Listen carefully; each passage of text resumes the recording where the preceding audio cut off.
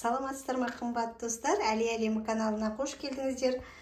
Мен көпшіліктің сұрауы бойынша жартылай фабрикат күйінде дайындап, мұздатқышқа салатын тағамдарымды тағы да бір таныстырып өтсем деймін.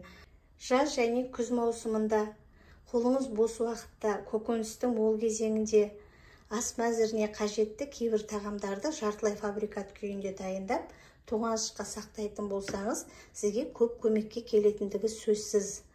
Қарбалас уақытта немесе тағамның әрі тез, әрі дәмді дайындалуын қаласаңыз, тоңазышқа осындай сақтап қоюыңызға болады. Бұлардың барлығы да өз тәжірибемде эксперименттен өткен, қай-қайсысы да дәмді болып шығады.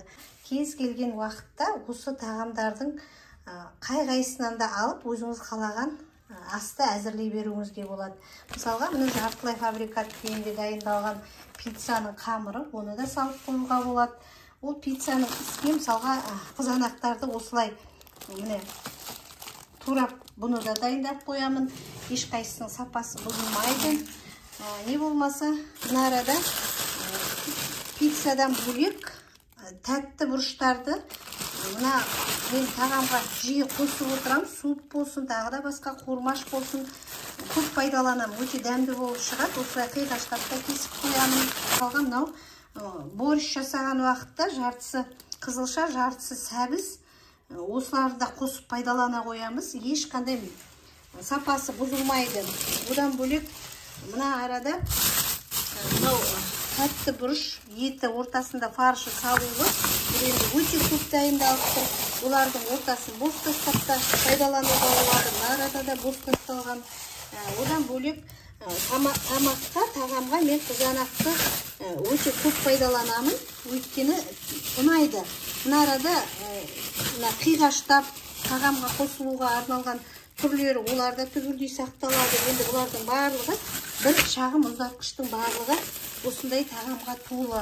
Картошка фри бұл суға шала қайнатылып, әбден кептіріліп, содан кейін қоруға арналған. Бұл сөз жоқ, бұл да жақсы шығады. Пиццаның үстіне тәтті бұрышты дөңгелектеп кесіп те салып қоямын. Мына арада дайын томат десек те болады. Кәдімгі бақшадан алынған табиғи өзіміздің жерімізде шыққан қызанақ, сәл ғана томат қосып, бұларға сәл-пәл тұз қосып, осылай да қатырып тастаймыз.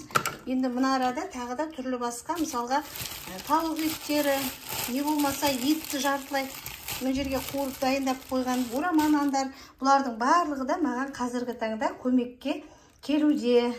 Әлия әлемі каналының рецепті деп аталатын плейлистің ішінде осы тағамдарды мен қалай тоңазышқа сақтауға дайындап жүрмін, өз тәжірибемен бөлісемін. Каналымның тіркелушісі болуға шақырамын. Өкінбейсіз.